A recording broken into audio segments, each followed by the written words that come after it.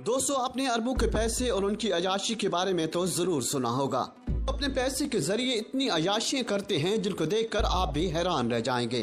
दोस्तों, ऐसे ही एक अरब ने जब पाकिस्तान की मशहूर डांसर मैक मलिक का डांस देखने के लिए उसको अपने महल बुलवाया।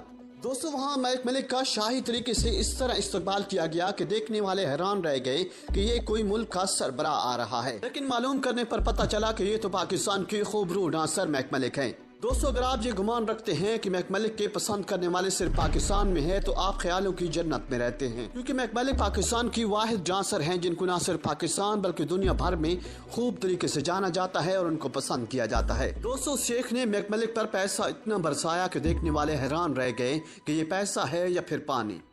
तकरीब में तमाम अरब शहजादों को दावत दी गई और मैक मलिक के रास्ते में फूलों की खूबसूरत पत्तियां बिछाई गई। उस एक रात मैक मलिक पर इतना पैसा बरसाया गया कि पाकिस्तानी उस बारे में सोच भी नहीं सकते। दोस्तों, ये अरब शहजादे इतने अयाश हैं कि अपनी अयाशी के लिए न सिर्फ वो लाखों रुपए खर्च करते हैं बल्कि किसी भी हद तक जाने से भी गुरेज नहीं करते।